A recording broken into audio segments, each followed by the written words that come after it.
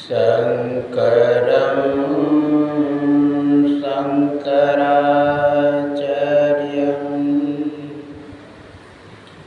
केशवं बादरायणं स्तोत्रभास्कृतो वन्दे भगवन्तो पुनः पुनः ईश्वरो गुरुरात्मेति मूर्तिभेदविभागिनी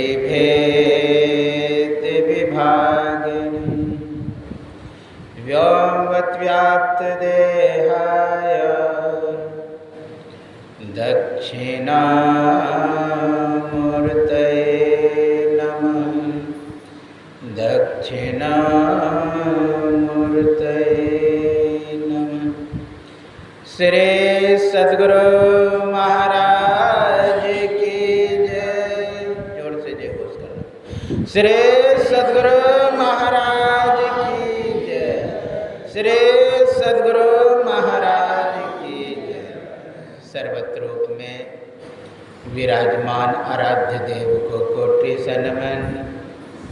व्यक्त रूप में यत्र तत्र अन्यत्र विराजमान संतजन विज्ञजन सज्जन वृंद माता एवं धर्मशीला भक्तिमती बहनों के अंतस्थ विराजमान परमात्मा को मेरा नमन। अभी आप लोग यत्र तत्र से साप्ताहिक सत्संग में एकत्र हुए हैं। उसमें सदग्रंथ रामचरितमानस सारसठिक प्रथम सोपान बालकांड से गुरु के संबंध में पाठ श्रवण कर रहे थे। गुरु के विषय में कुछ कहना, व्याख्यान देना, प्रवचन करना एक प्रकार सूर्य के सामने दीपक दिखाना है। सुभाषितकार कहते हैं, सब धरती कागज करो, लेखन सब बन रहा है, सात समुद्र की मसी करो, गुरु गुण लिखा न जाए। कहते जितने धरती है सभी का कागज बना लिया जाए। सब धरती, चाहिए से एक ही धरती कही जाएगी तो सब धरती अर्थात अन्य ग्रह का भी ले लिया। धरती ऐसा कोई और ग्रह है उसको भी लिया गया। सब धरती कागज कर, लेखन सब बन रहा है। वन में जितने लकड़ियां हैं सबका लेखनी बना लिया जाए। अभी के बच्चा समझेगा ये बात, कहेगा कि लेखनी कहीं जंगल लकड़ी का होता है, जबकि हम लोग अपने सामने में लिखे हैं कड़ी कलम से। दवात में डुबा देते थे, ऐसे लिख देते। तो जितने जंगल में लकड़ियां हैं, यही नहीं और कहीं भी सबका लेखनी बना लिया जाए। सब धरती कागज को लेखन सब बन रहा है। सात समुद्र की मसी कर, चाहे अटलांटिक, कोई भी हिंद महासागर, प्रशांत महासागर, कोई भी सागर है, सभी का स्याही बना लिया जाए। फिर भी गुरु के गुण को, उनकी क्षमता, योग्यता को, सामर्थ्य को हम उद्घाटित नहीं कर सकते, प्रकाशित नहीं कर सकते, लोगों को बता नहीं सकते, लिख नहीं सकते,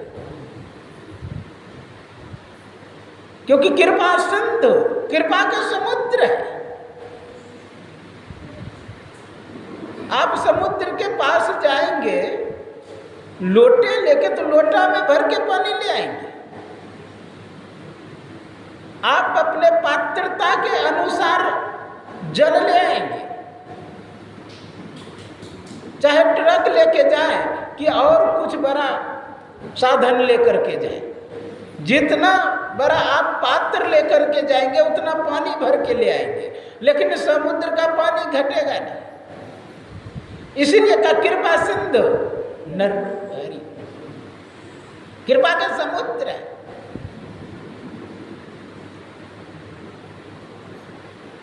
अंतिम में हनुमान चालीसा में कहते जय जय जय हनुमान गोसाई, कृपा करो गुरुदेव की नाई। गुरुदेव के तरह कृपा करो, और किसी के जिसे मैं नहीं कहा। कृपा अगर करना है तो गुरु की तरह, क्योंकि गुरु जो होते हैं परम कृपालु होते हैं, परम दयालु होते हैं। शिव रुष्टे गुरु त्राता, गुरु रुष्टे न कश्चन। अगर शिव रुष्ट हो जाए तो गुरु उद्धार कर सकते हैं, लेकिन गुरु अगर रुष्ट हो जाए तो तीनों लोक में कोई उद्धार नहीं कर सकते। इसलिए हमें गुरु के चरण की सेवा करना चाहिए। वंदन गुरुपद, गोस्वामी तुलसीदास जी वंदना करते हैं गुरु के चरण के। इतना चरण का महत्व है कि विचार करिए, जब गंगा इस धराधाम पे आ रही थी तो कहा कि मैं तो नीचे जाने के बाद गंदी हो जाऊंगी, क्योंकि पापी लोग मेरे में स्नान करेंगे। कहा जब संत तुम्हारे जल में स्नान करेंगे न, तुम पवित्र हो जाओगे। साधु संत स्नान करेंगे तो तुम पवित्र, अर्थात गंगा को भी जो पवित्र करने वाले हैं संत, ऐसे चरण को कहा करना।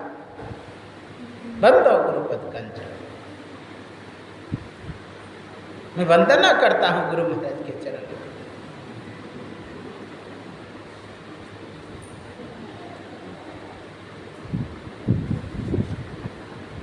बहुत सुंदर कबीर साहब कहते हैं, पांव पकड़े बिना गति नहीं, पांव पकड़े तब चैन, कहे कबीर विचार के पांव पकड़ो दिन रैन। अगर चरण में झुकते हैं, मिले तो दंडवत बंदगी, पल पल ध्यान लगाए, तो आपका पाप रूपी बोझ जो है नीचे गिर जाएगा। लोग झुकना ही नहीं चाहते हैं, अपने आप की हस्ती को मिटाना ही नहीं चाहते, गिरना ही नहीं चाहते, तो क्या पाप का बोझ गिरेगा। माथे पर कोई समान है, झुकेंगे तब तो गिरेगा। लेकिन आजकल खरे ऐसे करता प्रणाम बाबा, कितना थोड़ा सा शिष्ट रहता है तो छाती को थोड़ा झुकाता है, सर झुकाता है। थोड़ा और शिष्ट होता है तो ठौना में प्रणाम करता है। थोड़ा सा और शिष्ट हुआ तो पैर पे छूता है। विशेष से तो सो करके प्रणाम करता है। हरिद्वार में नागासर महात्मा अपने शिष्य को पिटाई करके कहता है, सो करके प्रणाम करो। मिले तो दंड पर डंडे के तरह। चरण का बहुत महत्व है। संत का चरण हो कि भगवान का चरण। आप जानते हैं, चरण स्पर्श करने के लिए यमुना उतावली हो गई। जब तक चरण नहीं छुई तब तक वह घटी नहीं। चरण छूने के लिए केवट क्या क्या ने ताना बाना रचा। प्रभु के आगे कितने तरह से प्रयास किया कि भगवान चरण धोने दे। इसके लिए उसे बहुत बात बनाना पड़ा, अटपटी भक्ति दिखाना पड़ा उसे। क्या प्रभु नहीं, जब तक मैं आपका चरण ना धो लूं तब तक आपको चढ़ने नहीं दूंगा ना। चरण के रज को अक्रूर जी जानते थे, कितना चरण के रज का महत्व है। अपने आप को सौभाग्यशाली समझते थे। जब वृंदावन गए, गोकुल गए लाने के लिए कृष्ण को, तो रास्ते में ही यमुना किनारे से ही लौटते हुए जा रहे हैं। किसमें? कृष्ण का चरण पर है। खेले हैं, तो चरणामृत लपेटते जा रहे शरीर। गोपियां सब तो यहां तक कह दिए कहां से एक पागल आ रहा है, क्योंकि जिसे भक्ति का रंग चढ़ता है ना, उसे पागल ही कहने लगते हैं। हुजूर कहते थे जिन्होंने गली को पा लिया वही पागल है, संत से परमंज में।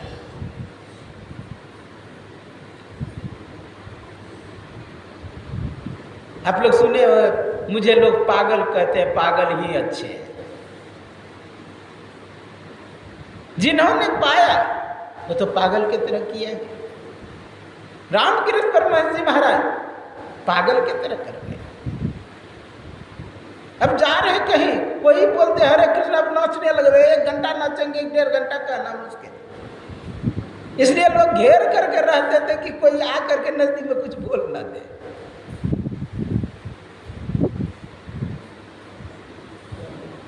विचार करिए संत कैसे होते हैं, संत को पहचानना मुश्किल है। इसलिए गोस्वामी तुलसीदास को कहना पड़ा, जो कोई कहे साधु को चिन्ह, तुलसी हाथ कान पे ली। पहचान नहीं सकते। एक हरिद्वार में जब मैं रहता था 2000 ईस्वी में, रामदेव बाबा थे, मेरे कुटिया के बगल में उसका कुटिया था। लंगोटी पहन के केवल रहते थे, खुले दे रहते थे।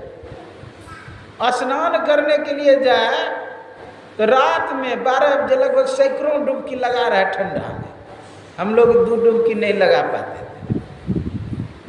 कुल्ला कर रहा है तो लगभग सैकड़ों बाल्टी से कर रहा है। भोजने कर रहा है तो 1 रोटी नहीं 100 रोटी खाता। पागल की तरह, पता ही नहीं लगता था कि।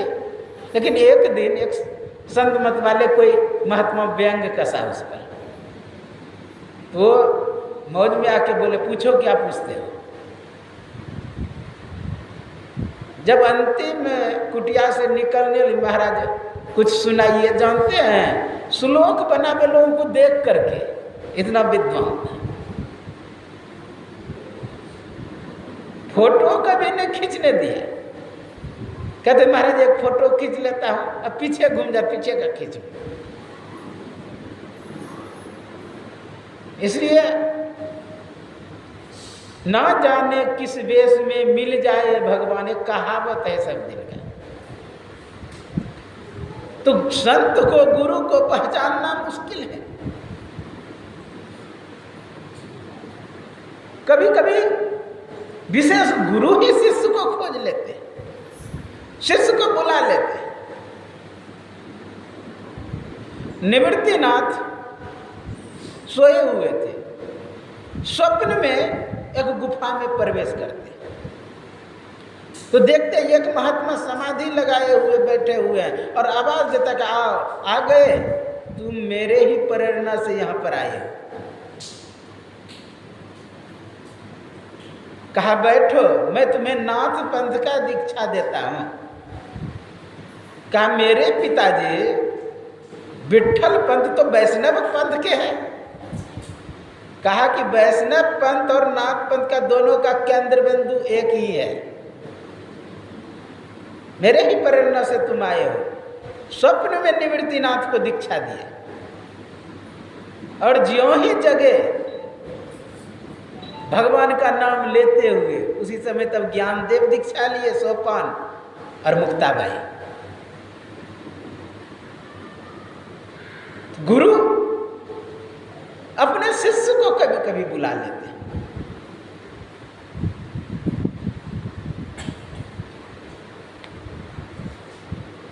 गुरु शंकराचार्य के गुरु गोविंदाचार्य ओमकारेश्वर में गुफा में कई 100 साल से बैठे हुए थे, 300-400 साल पहले। निकल ही नहीं, लोग दर्शन के लिए बाहर में बैठे हुए। ज्यों ही शंकराचार्य आए, कहते आओ आओ, मैं तुम्हारा ही इंतजार कर रहा था। उसी समय दीक्षा दिए और ज्ञान दिए, कहा सनातन धर्म का तुम प्रचार करो, तब शरीर उन्होंने छोड़ा। कहने का भाव, गुरु शिष्य को ढूंढ लेते। क्या समझते हैं जो गुरु महाराज के शिष्य हुए सब एक जन्म के गुरु महाराज के शिष्य, कई जन्मों के होंगे,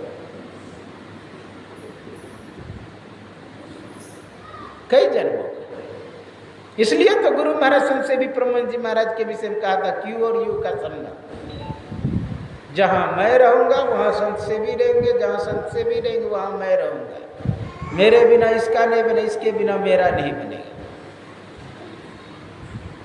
कुछ भगीरथ बा कहते थे कि हुजूर आपके सेवा में इसी बार, अरे एक जन्म का नहीं, कई बार हम लोग मिल चुके हैं। इतना प्रेम एक ही बार में नहीं हो जाता है कि घर परिवार संगे संबंधी को छोड़ के गुरु के सेवा में लोग अपने पिता माता को समर्पित होकर के सेवा नहीं कर पाते हैं, जो कि एक खून के हैं, एक पिता के संतान हैं, फिर भी समर्पित होकर के सेवा नहीं कर पाते हैं। लेकिन गुरु के सेवा में इतना समर्पित कैसे हो जाता है? एक जन्म नहीं, जन्म जन्मांतर। गुरु महाराज स्वयं बोलने का प्रयास किया। इसलिए गुरु के चरण को हम लोगों को धारण करना चाहिए। बहुत सुंदर कहा गोस्वामी जीवन दो गुरुपद कंज, कृपा सिंधु नर रूप हरि, कृपा के समुद्र है, नर रूप में स्वयं हरि है। यह न समझे कोई हरि अलग है गुरु अलग है। संत भगवंत अंतर निरंतर नहीं कछु, की मति विमल कह दास तुलसी। संत भगवंत में कोई अंतर नहीं है। इसलिए भगवान समझ करके, परमात्मा समझ करके गुरु पर आश्रित हो जाना चाहिए, तन मन धन को अर्पित करके। इसका काम क्या है गुरु का? जो ही समर्पित होंगे, महामोहतम पुंज, यह जो महामोह रूपी अंधकार है, अज्ञान है, एक मोह होता है। मोह कब होता है? आप जानते भगवान राम को देख करके गरुड़ जी को मोह हो गया कि यह भगवान है कि नहीं है। यानी वास्तविक ज्ञान ना होना मोह है, संशयात्मक ज्ञान होना मोह है, यानी निश्चयात्मक ज्ञान ना होना, व्यवसायिक बुद्धि रहना, यानी कोई भी वस्तु को ठीक ठीक ना दिखाई देना, ना समझ में आना, यह क्या है? मोह है। लेकिन यह नहीं कि वस्तु का ज्ञान ही नहीं हो रहा है, वस्तु हमें दिखाई ही नहीं दे रहा है। वस्तु दिखाई दे रहा है, वस्तु का ज्ञान भी हो रहा है, लेकिन सत्य ज्ञान नहीं हो रहा है। सत्य ज्ञान ना होना मोह में पड़ना है। संशय युक्त ज्ञान वह है मोह। संशय से निकल जाना यानी निश्चयात्मक ज्ञान कर लेना, वही ज्ञान वास्तविक है। यह महामोह है, यानी महाअज्ञान। यह भी संशय नहीं होना कि यह सांप है कि रस्सी है। विचार, एक मोह हुआ, मोह में क्या है? यह संशय है कि रस्सी है कि सर्प है। संशय है कि चांदी है कि सीपी है। ये तो ज्ञान हो रहा है चांदी और सीपी का। लेकिन महामोह में क्या होता है? कुछ ज्ञान ही ना होना, संशयात्मक ज्ञान भी ना होना। महामोह तब अंधकार, पूरा शांत, कुछ नहीं। संशय होता है अधकिचरा ज्ञान में।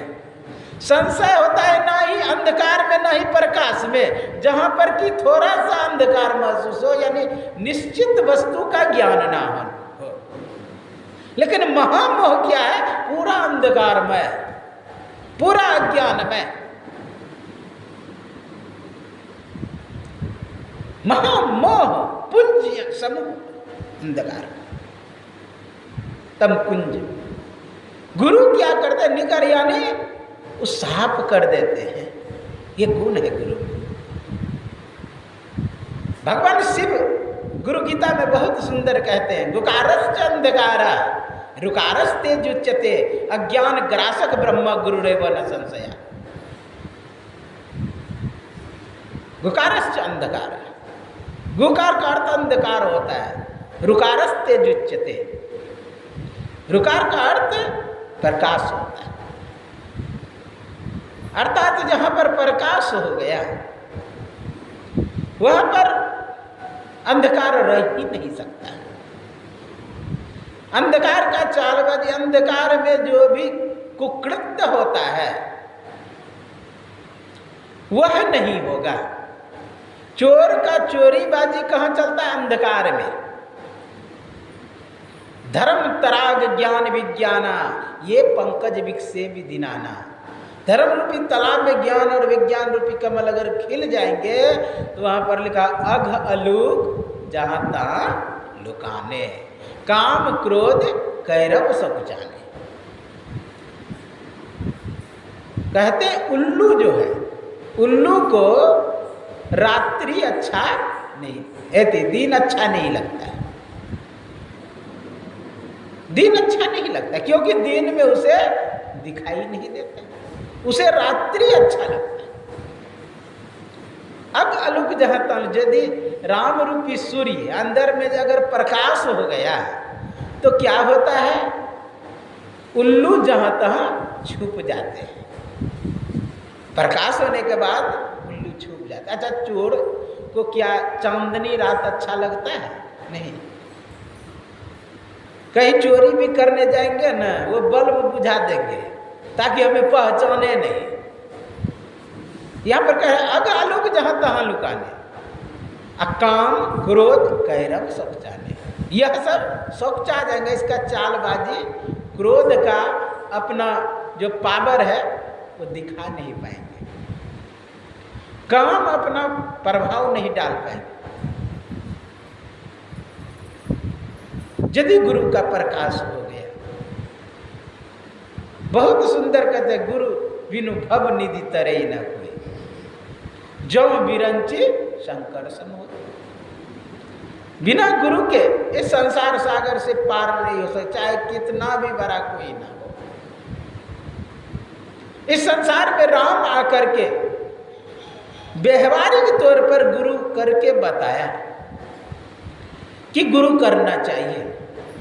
राम आए इस संसार में स्वयं परमात्मा होते हुए भी, स्वयं भगवान होते हुए भी कोई आवश्यकता नहीं थी कि गुरु करे ही, लेकिन फिर भी भगवान कृष्ण का परम है, नाम पार्थस कर्तव्यम त्रिषु लोके सुकश्चना नाना वाप्तमवाप्तव्य वर्ते वच कर्मणि। तीनों लोकों में करने योग्य कर्म कुछ भी नहीं बचा है, फिर भी मैं कर्म में ही अनुवर्तन करता। अर्थात कोई जरूरत नहीं गुरु का को करना ही, फिर भी मैं गुरु किया। क्योंकि यद्यदचरति श्रेष्ठ तत्त देवोत्तरो जना सयत परमानम कुरते लोकस्तदनु वर्तति यदि हेनम न वर्ते हम उत्सिद्धि और इमे लोका। भगवान कृष्ण कहते हैं जो जो श्रेष्ठ पुरुष आचरण करते हैं वही वही छोटे भी करते हैं, वही वही छोटे भी करते हैं। अगर हम अनुवर्तन ना करें कर्म में तो उत्सित ये पूरे दुनिया नष्ट भ्रष्ट हो जाएगा। मुझे आवश्यकता नहीं थी कि युधिष्ठिर का चरण छुए ही, मुझे आवश्यकता नहीं थी कि अर्जुन का रथ हाँके हैं, फिर भी मैं हाँका। मुझे कोई जरूरत नहीं कि सुबह उठ करके ध्यान करें, लेकिन फिर भी मैं करता हूँ।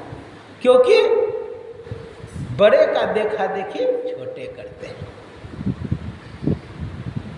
बड़े का अनुसरण अनुगमन करते हैं छोटे।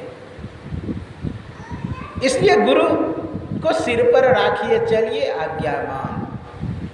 अगर गुरु की आज्ञा में रहेंगे तो स्वाभाविक है महामोहतम पुंज जासु वचन रवि करने। आगे बहुत सुंदर का बंदो गुरुपद पदम परागा, बंदो गुरुपद पदम परागा, अच्छा रहा।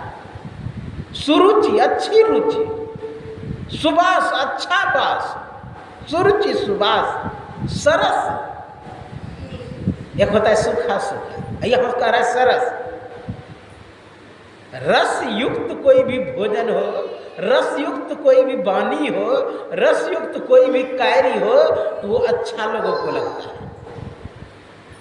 यहाँ पर सरस सुबास, सरस अनुराग, बहुत सुंदर बंदो पदम परागा। सुरुचि है, सुबास है, सरस है, अनुराग। अमीय मूढ़िमय चूरन चारो, समन सकल भवरुज परि। सुकृति संभुतन विमल विभूति, मंजुल मंगल बोध प्रसूति। कहा गुरु के चरण रज इतना कीमती है, अगर शरीर पर लगाएंगे ना एक प्रकार का शिव पर चढ़े हुए भस्म के तुल्य है। भस्म में इतना शक्ति है अंग का जो लगा हुआ, इसीलिए चरण रज के लिए लोग ललायित रहते हैं। इतनी शक्ति है, कहा कि कोई नकारात्मक ऊर्जा नहीं आ सकता है अगर शरीर पर भस्म लगा हो, चाहे गुरु का रज लगा हो। वैसे टिप्पणी गुरु महाराज चरण रज को 3 तरह से किया है, एक मिट्टी रूप, एक आभा रूप, एक ज्योति रूप। ये तीनों गुरु के चरण रज ही है। एक मिट्टी रूप जहाँ पर गुरु चरण रखे, चरण घूमे फिरे, इसलिए तीर्थ का है पूजनीय हो जाता है। तीर्थ जगह क्यों पवित्र माना जाता है? वहाँ पर साधु संत जो सिद्ध हुए हैं वो भ्रमण किए हैं, वहाँ पर ध्यान किए हैं। भारत भूमि इसलिए नहीं महान है कि यहाँ गंगा है, भारत भूमि इसलिए महान नहीं कि यहाँ 6 ऋतुएं हैं, भारत भूमि इसलिए महान नहीं कि यहाँ हिमालय है। भारत भूमि इसलिए महान है कि गुरु महाराज जैसे संत जन्म लेते हैं और जहाँ साधना करते हैं वहाँ तीर्थ बना के चले जाते हैं। तीर्थ बना के, तीर्थ इसलिए पवित्र माना जाता है कि वहाँ सात्विक तरंग है, उसका रज है। आप लोग देखे होंगे कहीं कहीं संतों का जहाँ जन्म हुआ है या जहाँ पर साधना किया है वहाँ पर लोग कितना श्रद्धा रखते हैं। उनके वस्त्रों से, उनके कपड़ों से, उनके वस्त्र और सब चीज़ों से बहुत प्रेम रखते हैं। मैं गरीबदास के जन्मभूमि गया, छुरानी धाम हरियाणा में। जब कब हुए, कितना साल पहले, विचार करिए गरीब, अभी तक उसका कपड़ा रखा हुआ है सेटिंग करके, केमिकल डाल के कि कम से कम देखते रहे। कपड़ा रखा हुआ है, खराम रखा हुआ है दर्शन करने के लिए। दर्शन भी उन वस्त्रों का दुर्लभ हो जाता है। आप ही कहते हैं मैं जब संन्यास लिया तब से हुजूर का जो रखा हुआ कपड़ा बड़ा बड़ा होता था, कुर्ता, वही पहनते थे। वही कपड़ा लेकर, चाहे बड़ा हो के छोटा, उतना महत्व भी नहीं जानते थे। संयोग से कुछ वस्त्र रह गया था तो मैं सोचा इसको सहयोग करके रख दूंगा, लेकिन हमारा तो कुटिया नहीं था। मैं फक्कर महात्मा, हरिद्वार इधर जाने वाले इधर उधर, मैं किसी सत्संगी के यहाँ रखा।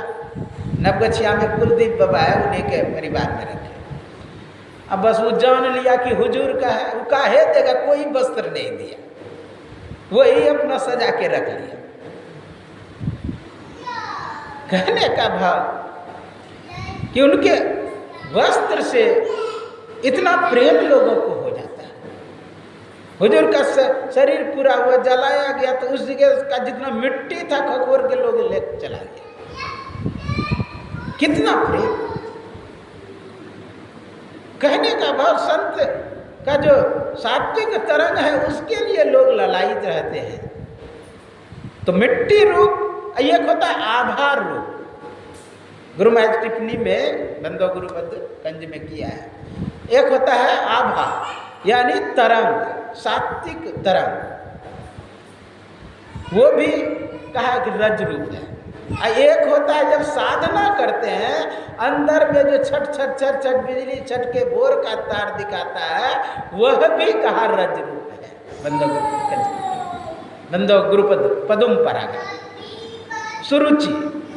बोलिए श्री सद्गुरु महाराज की जय, श्री सद्गुरु महाराज की जय, श्री सद्गुरु महाराज की जय। किस नख के में कहा कि मणिगण ज्योति, श्री गुरुपद नख मणिगण ज्योति असुमरत दिव्य दृष्टि होती, वही है ज्योति रूप। ज्योति रूप में जो ही प्रवेश करेंगे उसमें सुमरन करने का मतलब क्या, उसको याद करना है, उसको याद करना। सुमरन करना मतलब ज्योति जो हुआ, जो प्रकाश हुआ उसमें प्रवेश करेंगे तो सुमरत दिव्य दृष्टि ही होती। कवि का यह संत का बोलने का एक भाव होता है वहाँ पर, इसलिए कार्य शुरू श्री गुरुपद नख मणिगण ज्योति। सुमरत यह नहीं कि केवल नख का ध्यान करेंगे तो हो जाए, वहाँ पर नख है क्या, प्रकाश रूप, उसका जो रज है प्रकाश रूप। प्रकाश रूप में प्रवेश करेंगे बिंदु मनोलयम कृत्वा दूरदर्शन महापुण्या, मतलब दूर के वस्तु को देखने लगेंगे, वो है दिव्य दृष्टि। गुरुपद नख मणिगण ज्योति सुमरत दिव्य दृष्टि या होती, दिव्य दृष्टि आ जाएगी उस का दर्शन प्रवेश करने से। तो होगा क्या, कहा सूझे रामचरित मणि माने गुप्त प्रगट जो ही खाने। कोई भी गुप्त हो या प्रगट हो किसी कारण सब चीज दिखाई देने लगे। जथा स्वंजन अंजिद्रिग साधक सिद्ध सुजान कौतुक देखे सेल बना भूतल भूरी निधान।